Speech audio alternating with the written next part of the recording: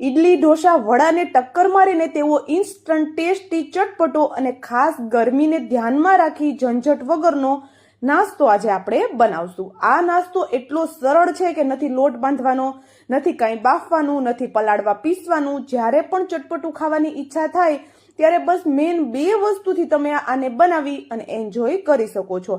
ઇડલી ઢોસાના ટેસ્ટને પણ ટક્કર મારીને એટલો બધો ચટપટો આ નાસ્તો બને છે, તો એક વખત ચોક્કસ ટ્રાય કરી જોજો. તો ચાલો બનાવવાનું શરૂ કરીએ. તો એના માટે સૌપ્રથમ એક મિક્સિંગ બાઉલમાં આપણે અડધો કપ જેટલું દહીં લઈ લઈએ. દહીં છે મોડું, ખાટું, કોઈ પણ વેરાયટીનું લઈ શકો છો, બસ વધારે ખાટું દહીં નથી લેવાનું. હવે દહીં છે એને આપણે સરસ એવું એક વખત ફેંટી લઈએ. તો અહીંયા આપણું દહીં છે સરસ એવું ફેંટાઈ અને રેડી થઈ ગયું છે. દહીં છે એના મોટા મોટા ટુકડા નથી, એ રીતનું આપણે એને ફેંટી લીધું.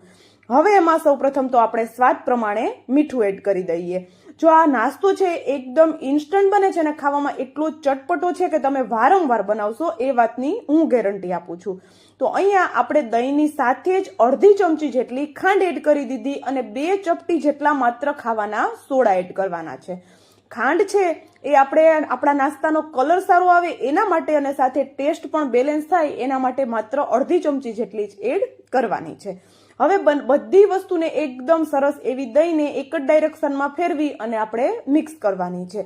તો જેવા સોડા છે દહીં સાથે મિક્સ થશે એવા એક્ટિવેટ થશે અને આપણું દહીં એકદમ સરસ એવું ફ્લફી થવા માંડશે. તો બસ આવું જ આપણે કરવાનું છે. તો આપણે સરસ એવું બધું મિક્સ કરી દીધું અને હવે આપણે આને ઢાંકી અને 5 મિનિટ માટે સાઈડમાં રાખીએ. ત્યાં સુધીમાં બીજી એક નાનકડી પ્રોસેસ કરી લઈએ. એના માટે ગેસની ફ્લેમ ચાલુ કરી એની ઉપર એક કડાઈ રાખી દીધી અને કડાઈમાં 1 ચમચી જેટલું આપણે તેલ લઈ લીધું. તેલમાં અડધી ચમચી ચણાની દાળ અને અડધી ચમચી અડદની દાળને સાથે 5 થી 7 જેટલા મેથી દાણા એડ કરી દઈએ. આ સ્ટેજ ઉપર ગેસની ફ્લેમને એકદમ સ્લો રાખવાની છે અને દાળમાંથી સરસ એવી સુગંધ ન આવવા લાગે ત્યાં સુધી આપણે એને થવા દેવાની છે. દાળ છે બહુ જલ્દીથી બળી જતી હોય છે, તો આપણે એને બળવા નથી દેવાની, નહીતર એનો કડવો ટેસ્ટ આવવા લાગશે. સાથે જ અહીંયા એક નાની સાઈઝની ડુંગળીને મોટું મોટું કટ કરીને આપણે એડ કરી દીધી. એક ટુકડો આદુનો પણ ડુંગળી સાથે જ એડ કરી દીધો છે. હવે આ ડુંગળી અને આદુ છે એને હલકું એવું જ તેલમાં ફેરવવાનું છે, વધારે સોફ્ટ કે આપણે એને એનો કલર ચેન્જ થાય ત્યાં સુધી બિલકુલ થવા નથી દેવાનું. તો અહીંયા 2 ડાળખી જેટલા હું મીઠા લીમડાના પાન લઈ અને એમાં એડ કરું છું, કારણ કે આમાં મીઠા લીમડાની ફ્લેવર એકદમ સરસ આવે છે.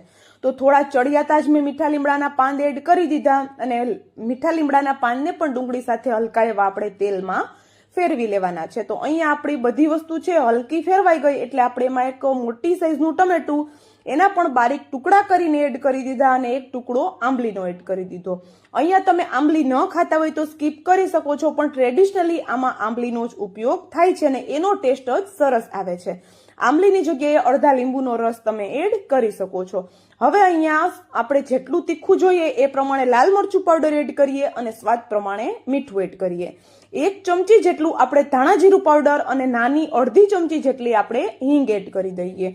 હલકી એવી મેં હળદર એડ કરેલી છે, તમે કાશ્મીરી લાલ મરચુંનો ઉપયોગ પણ કરી શકો છો.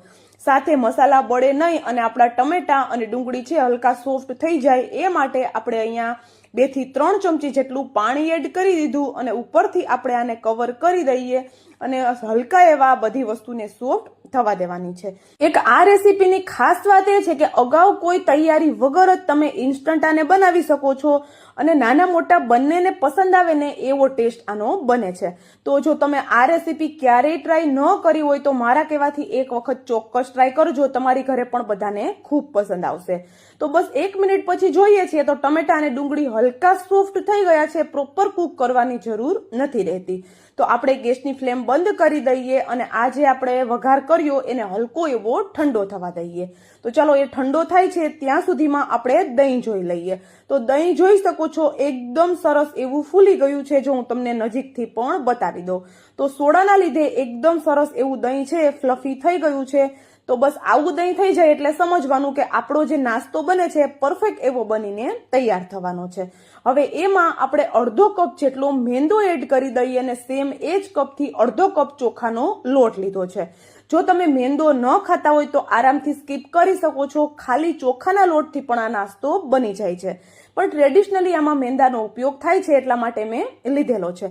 પણ જો જે મેં ચોખાનો લોટ લીધો એ બધો એડ નથી કર્યો, 2 ચમચી જેટલો બચાવી રાખ્યો છે, આપને જરૂર પડશે આગળ તો એડ કરશું. હવે આપણે એમાં લીલા ધાણા, બારીક કટ કરેલા મરચા એડ કરી દીધા અને 1 ચમચી જેટલું આપણે જીરું એડ કરી દઈએ. જીરાની ફ્લેવર પણ આમાં ખૂબ જ સરસ આવે છે. જો તમને પસંદ હોય તો થોડું તમે ચડિયાતું એડ કરી શકો છો. હવે આ બધી વસ્તુને આપણે મિક્સ કરવાની છે. તો ચમચાથી કે ચમચીની મદદથી મિક્સ નથી કરવાની, હાથની મદદથી જ આપણે એને મિક્સ કરવાની છે, જેથી કરીને એકદમ સરસ એવી બધી વસ્તુ મિક્સ થઈ જાય. અને આપણે જે મસાલા એડ કર્યા બસ એટલા જ મસાલા એડ કરવાના છે, બાકી વધારે કોઈ મસાલા આપણે આમાં એડ નથી કરવાના. તો અહીંયા જોઈ શકો છો આપણે જે લોટ એડ કર્યા એ મેં હું વારે વારે બનાવું છું એટલે એક જ વખતમાં મેં એડ કરી દીધા છે. પણ તમે જો પહેલી વખત બનાવતા હોય તો શરૂઆતમાં બંને લોટને અડધા અડધા એડ કરશું અને પછી જરૂર લાગે તો આગળ આપણે લોટ એડ કરવાના છે, કારણ કે જો લોટ વધી જશે તો આમાં બિલકુલ વધારે પાણીનો ઉપયોગ આપણે નથી કરવાનો. તો આ જે આપણે ડો બનાવ્યો છે એને ફેટવા માટે માત્ર મેં 1 ચમચી જેટલું પાણી એડ કરેલું છે, જેથી કરીને વધારે હાથમાં ચીપકે નહીં. તો અહીંયા 1 ચમચી જેટલું પાણી એડ કરી એક જ ડાયરેક્શનમાં આપણે આને ફેટવાનું છે. તો તમે જોઈ શકો છો 1 જ મિનિટમાં આપણે આ જે ડો બનાવ્યો છે એકદમ સરસ એવો ફ્લફી થવા લાગ્યો છે.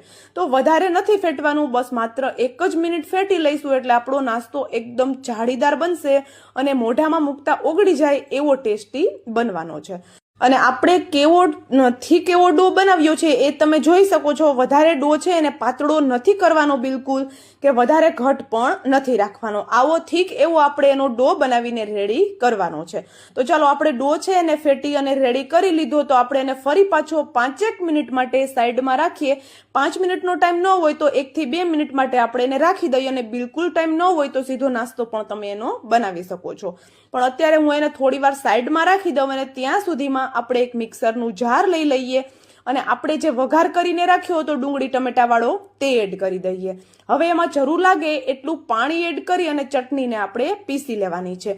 તો આ ચટણી છે એકદમ ફ્લેવરફુલ બને છે અને આપણે જે સાથે નાસ્તો બનાવ્યો એમાં આપણે ઓછા મસાલા એડ કરેલા છે, તો આ બંને વસ્તુનું એકદમ જોરદાર એવું કોમ્બિનેશન બને છે. એટલા માટે કહું છું કે આપણે જે નાસ્તો બનાવીએ છીએ એમાં એક્સ્ટ્રા મસાલા આપણે એડ બિલકુલ નથી કરવાના. અને આ ચટણી છે સાઉથની ફેમસ છે, બધાને ખબર છે, અને એટલી ટેસ્ટી બને છે કે તમે આની સાથે પ્લેન દાળ ભાત તમને કોઈ આપશે તો પણ તમે ખાઈ લેશો, એટલી બધી ફ્લેવરફુલ આ ચટણી બને છે.